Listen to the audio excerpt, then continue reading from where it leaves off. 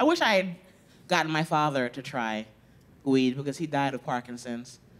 And it was kind of rough, though. But one time, they don't have any faith that I could take care of them as they get older, mother and father. They don't understand this job. I went home one time unannounced.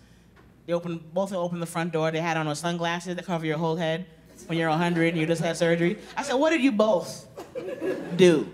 Jackie, we got LASIK together. I said, why didn't you call me? We didn't want to bother you. So if I came home and you were both blind and there was a service dog on the porch, wouldn't that be an inconvenience?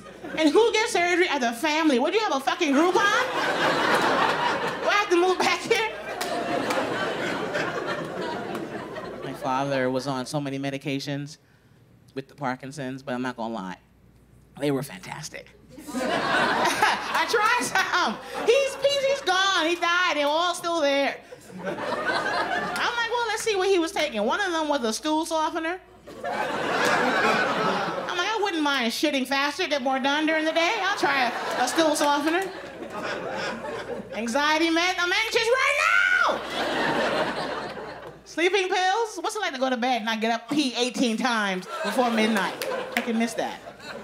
My father, when he passed away, when we were trying to go buy the coffin and stuff, when I tell you the anger, because it's like trying to buy a Toyota Corolla. Anybody here have family die and see what a racket it is, trying to get them buried? The fucking caskets are made of like unusual mahogany. He's underground. The man selling it was like, the coffin, it stays airtight. I'm not down there with him. I don't give a shit if it leaks. I don't give a shit if water gets in there. It's airtight. It's underground. He could come alive and die again. I wouldn't care. He's underground. I wouldn't know. He can wake up and shit. You see your father? No, he's underground. My mother and aunt and me made the arrangements for his burial, and my mother and aunt are keeping up with the Joneses, Showoffs, snobs. Okay? If I wasn't there, they'd have had him buried fucking Elvis style. The way they were ordering shit that we didn't have, they wanted to put him in a private house. They wanted to have a limo bring him. Bitch, you don't have, and this man died and left us no fucking money. I want to have him cremated and put him in the goddamn kitchen next to the plates.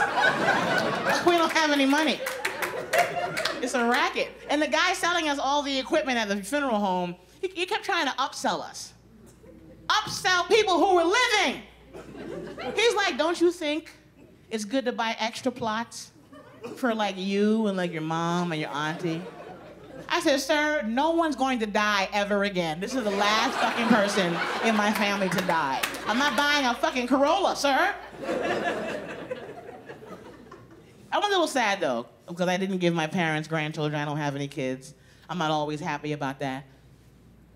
You know, I had a doctor, my last GYN, I swear to God, his name was Dr. Cox. No one in the office understood why I couldn't stop laughing. I'm like, no one, y'all, did you hear Dr. Cox? And he gave me an examination and he was like, you know, you better hurry up when he's looking for the whole baby stuff. They can tell when you haven't had kids. I'm like, doctor, I am trying. Because I don't have any. And when I date guys who are young, who still want kids, I remember one guy was so worried about having babies, because everything still works. Everything still works biologically, there's the word. But it's definitely on liquidation sale now. It's on clearance. You gotta go to the back, you gotta get the manager, you gotta get the ladder, you gotta get off the top shelf. When you get it down, you gotta, it's old, but it's there. This young guy's like, what do you use for birth control? I said, if you could get my old ass pregnant, that baby's name's congratulations. You a father. Are you crazy? Good luck. I almost had to get a job. Woo! During the panoramic, oh my God, I almost had to get a job. I had a Zoom interview, and she noticed on my resume I have not had a job since 2010. And no, that's actually a good thing, but I was in the corporate world, she didn't know about all this. She's like, so I see you haven't had an office job since 2010. What have you been doing? Guess what the wrong answer is? The best I can. That's the right answer, but that's not getting me work. I miss having a 9 to 5 though. Because I miss my girlfriends. I miss having girlfriends at work. I had one girlfriend, my biggest memory, most fond memory, this young girl, 35 years old at the time. And she's like, Jackie, I'm a virgin. I know, I'm like, I can't help you with that shit. I said to her, what are you waiting for? She said, I'm waiting for my prince to come on his white horse and sweep me off my feet. I was like, bitch, she ain't coming. No wonder you so angry, you need to get some dick. But she's like, you know what, I met a guy, he might be the one. I said, okay, let me ask about this guy. Tell me about him. She said, well, his name is Daryl. He used to play for the NBA, wears a size 16 shoe. I said, bitch, do you have a suicide wish? You don't know how to drive. It's like passing a driver's test and going to buy a Hummer. Go buy a Prius and learn how to drive before you die. And she's like, you know what, Jackie, I'm gonna go slow, I'm gonna get to know Daryl. I said, exactly, get to know Daryl. While you get to know him, give him my card, okay? I've been driving trucks for 20 years, that's all I'm saying. I know what I'm doing.